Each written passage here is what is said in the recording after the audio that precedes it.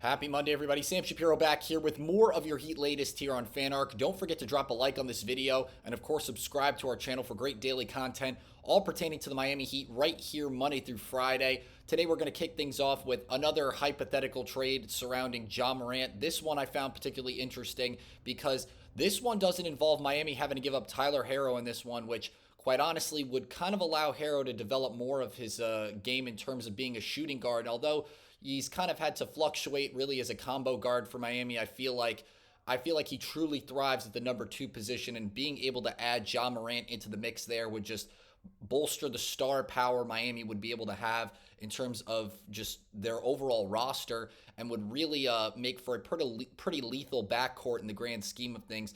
This trade involving sending Andrew Wiggins, Nikola Jovic, Jaime Jaquez, 2 first-round picks, one in 2027 and the other in 2031, all for the superstar guard Ja Morant. Now, obviously, the amount of money Miami would probably have to give up to Ja Morant and Tyler Herro just to keep that backcourt intact for the foreseeable future would probably have to be a lot, considering the draft, I guess, flexibility you're really giving up over, in the near future. Might not necessarily be worth this trade, especially if it's not 100% sure if Ja Morant is really going to be able to consistently play, whether it's, him trying to get through, I guess, more of off scheme antics or, off the court antics that hopefully, are kind of past him at this point. But I think that would kind of be the argument why Miami wouldn't want to have to give up so much for him as well, especially seeing how Jovic has developed over this summer. We don't necessarily know what kind of player he's going to be coming into this season, and hopefully, obviously, he's going to start this season with Miami. He could really be one of those guys that comes off the bench in the rotation, really being kind of a force to be reckoned with. So the Grizzlies could be getting a steal, shipping off their superstar guard in a deal involving Jovic and Wiggins as well. Drop in the comments if you think Miami giving up a haul like that for Ja Morant would necessarily be worth it or not. I think in the grand scheme of things, if you want to get a superstar type now player that you could also really build a roster around, I think Ja Morant, who was kind of in the talks of almost being as the face of the NBA just a few seasons ago, you kind of don't want to pass up an opportunity like that. And I feel like in this package that was proposed by Sports Illustrated last week, it seems like a really good opportunity for Miami to kind of, again, get another superstar that you could also have in complementary with Tyler Herro, Kel'el Ware, and Bam Adebayo, all not involved in this trade. So that's why I think it would definitely be a very good trade package that Miami could use to kind of bolster their roster and, again, create more star power just on the roster overall. I really like this trade package ultimately if Miami was going to make a haul for Ja Morant, but I don't necessarily know for sure if the Grizzlies want to tear everything down right away. But when you look at, signs of them getting rid of Desmond Bane over these past couple of months, it makes you kind of think, maybe Memphis is trying to start all over and they don't really see that future with Ja Morant moving forward. But definitely one idea I thought that Miami could kind of capitalize on if they wanted to bring the superstar guard in to really complement Tyler Herro, especially in Miami's backcourt. Now, moving over to another proposal or another mock trade involving some support that could really help bolster Miami's backcourt. Austin Reaves, I thought this was particularly interesting. Specifically, this trade would involve the Lakers, obviously, Miami, and then the Utah Jazz kind of getting in the mix as well. This would involve the Lakers getting Lauri Markkanen, the Jazz getting Terry Rozier, Rui Hachimura, Gabe Vincent, Dalton Connect, a 2026 first-round pick from the Lakers, a 2031 first-round pick from LA, and then a 2031 first-round pick from the Heat. And then Miami would be getting Austin Reaves and Savi Makila in this trade. I definitely think that Miami not really having to give up a whole lot in the grand scheme of things. Getting Rozier off their plate, I definitely think would be a great move for Miami, and then kind of swapping him out almost for, kind of swapping Terry Rozier for Austin Reaves and some draft capital definitely could be kind of worth it without, them having to give up a whole lot, but also kind of giving them an asset that really could help their backcourt in the grand scheme of things. I know Miami doesn't really need guards right now and could honestly probably benefit getting a guy more like Markkanen in this kind of trade.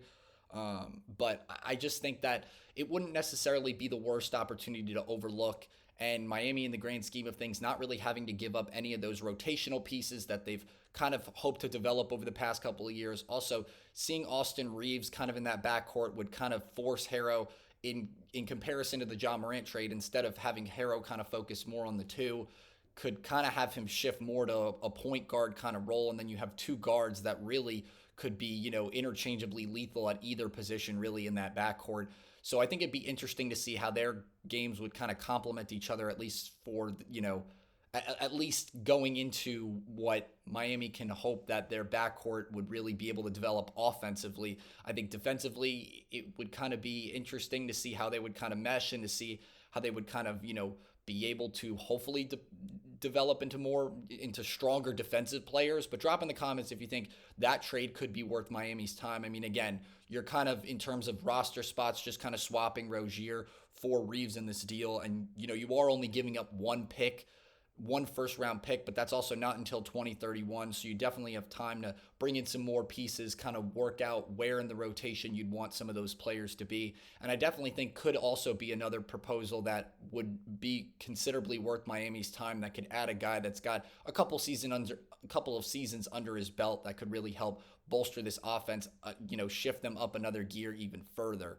But another trade, this was one I kind of just thought of on my own. I didn't really see anybody proposing any mock trades for it, but we've kind of been talking about how Miami's front court has really needed some strong, solid additions just overall. And I thought, how come nobody's talking about maybe trading for a guy like Pascal Siakam? I definitely think he is a guy that could be an instant difference maker in bringing him into a Miami Heat culture type of team, especially. And, kind of the obvious trade, I feel like some people would say, okay, maybe that would be worth it. Kind of just a straight up deal, Siakam for Bam Adebayo. However, I don't really like that, just because Bam has kind of really become the centerpiece of this front court. And Miami, I personally feel Miami really needs him, especially on the defensive end in that front court as well. You remove Bam out of the mix there. I mean, yes, you're getting a veteran forward in Siakam at this point, but at that point, it's kind of just Siakam and Ware that haven't really had any time to gel together. And at least at this point, Bam and Ware have kind of formed some sort of chemistry, as well as Jovic being in the mix there too.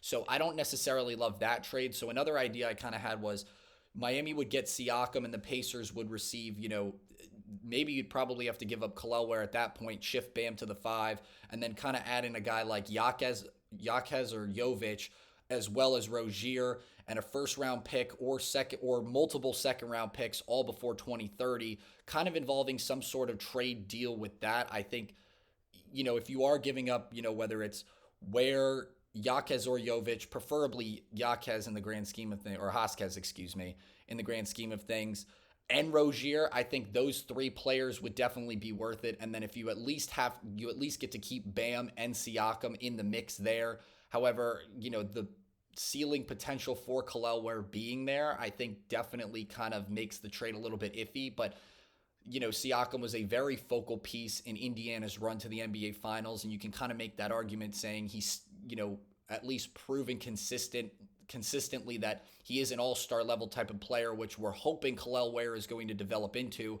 But again, we don't really know exactly what the true ceiling for Ware is at this point, and I think having him at least at the 5 spot kind of gives Bam a little bit more flexibility to play at the 4 as well, and could make for an even scarier backcourt in the future, in comparison to if you had Bam at the 5 and then Siakam at the 4. However, you do know if you have both of those guys in your front court, they're going to be a scary duo to go up against, on both sides of the floor regardless.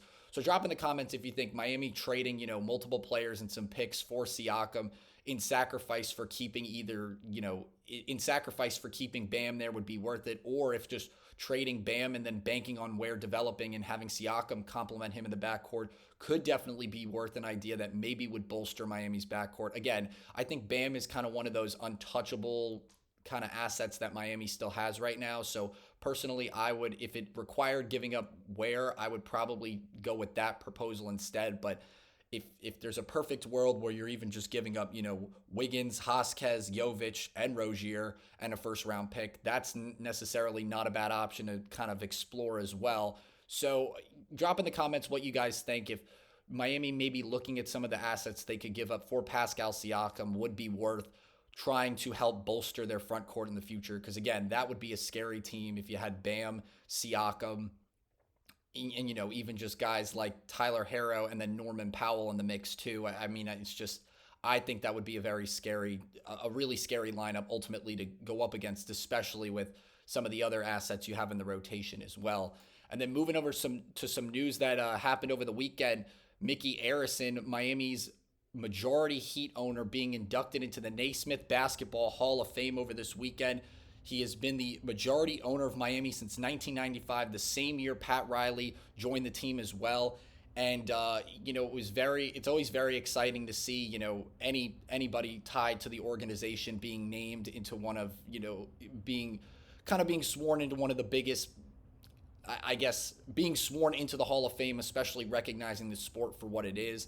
And in his enshrinement ceremony speech, he talked about how Dwayne Wade was the greatest Miami Heat player in the franchise's history. Just, I guess, what he's ultimately contributed to the team in the grand scheme of things. He also joked about the big three a little bit as well. Not one, not two. Well, I guess it was just two. And it was honestly kind of funny to see him, throw that in there as well. But the other thing the thing that stuck out to most to me that he said in his speech was he talked about Alonzo Mourning arriving to the team in November 1995, and really just explaining that, Mourning really set the blueprint for what Heat culture was through his work ethic and toughness, and ultimately how that kind of shaped what the organization and franchise kind of stands for today, what Heat culture is all about, and kind of the standard they set for a lot of their players coming in. Really one of, if not the first major acquisition made after Pat Riley kind of joined the team. And I just think that it was very nice to see him kind of get a nod, I guess, to not only what he did for Miami in terms of how they were able to kind of win games, but, the standard he kind of set for the franchise and organization going forward, at least when Mourning joined the team in the grand scheme of things. He also went on to talk about how that no team has made more playoff appearances than Miami since that all kind of took place. So it was kind of nice to see him get a nod there as well. But again, congratulations to Micky Arison being inducted into the Naismith Basketball Hall of Fame over this past weekend. And that's going to do it for today's episode of Your Heat Latest. Don't forget to drop a like on this video and, of course, subscribe to our channel for great daily content all pertaining to Miami Heat culture right here Monday through Friday. Thanks again so much. Hope everybody has a great Monday and take care.